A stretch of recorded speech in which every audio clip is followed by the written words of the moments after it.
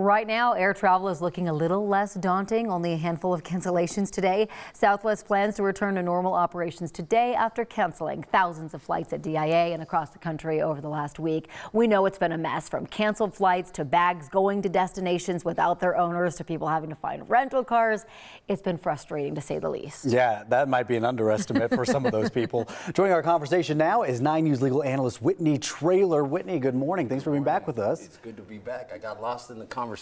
Yeah, well, we were already talking about it because how did things get this bad? Right. Well, it's interesting because the DOT and others are looking at, Southwest is saying it was weather and other things, but they're looking at other flights and other carriers, and they're saying, no, they didn't have nearly the cancellations, because on some days it was up to 90%. So it sounds like it was a perfect storm in that you had the weather, but then you also have this archaic tech system where I guess the pilots are getting a call via voicemail about cancellations, so they don't have it set up on their website. So the technology was a huge issue, but I just now read a statement from the Southwest Airlines Pilots Association, and they said, look, we've been telling you this for 10 years. We knew this was coming. You knew the weather was going to be an issue, and this is on management is what they're blaming. This was like a perfect storm per se, because you did have weather, right? And some airlines experienced some problems with the weather, but this was well beyond the weather, right? Yeah. And on top of it was when everyone was flying, because it's the holidays and this antiquated system, and it's just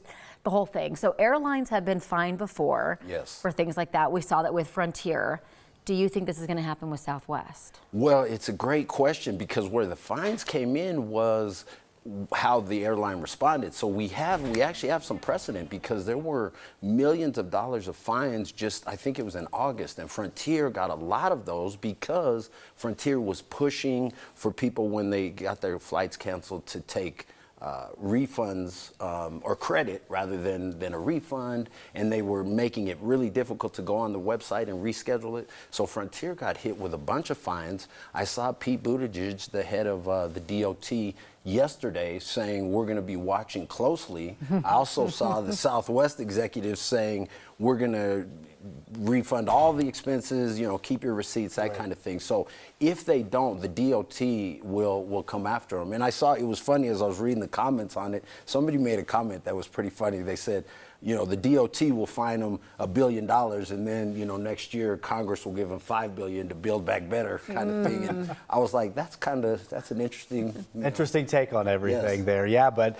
Southwest Airlines better deliver, otherwise they're going to be on them. So for those who were impacted and might still be impacted at this time, what action can they take here? Right. So, of course, people can sue. I mean, this is essentially a contract claim. So there's claims for your actual damages, and then consequential damages, meaning things that flowed from the contract. So I saw a couple that had to buy, they were stuck in Denver for a week, they had to buy a stroller and all these other things for their kids, and racked up about $1,800 of fees. So the question is going to be, what is reasonable expenses? Now, Southwest has taken the initiative. They have on their website a way to put in your claims. They have people watching the claims. So essentially what you have to do is maintain your receipts, be prepared to argue for why this is a reasonable cost. You were delayed all this time, and they've made it fairly seamless. And this is where, if they don't, the DOT will get involved, and then there's going to be lawyers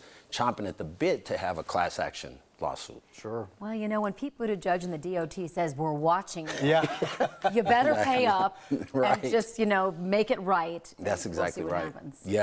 Yeah, we're gonna, and this is an ongoing issue, and there's been proposed legislation that just didn't happen in June, so in August, so everybody's looking at the DOT. But one thing about the damages, there's these consequential damages, like you had to buy food and hotel and things like that. But how far does it go? Will you get emotional distress damages and things like that? And the answer is really no on a contract claim. So if somebody, but think about it, if you missed your last Christmas with your family and a relative passed away, right? Those kind of damages, this was for some people the last time they'd see each other. Yeah. All right. Well, we'll have to see what happens here. Yes. Whitney. I'll be back. I'll be back.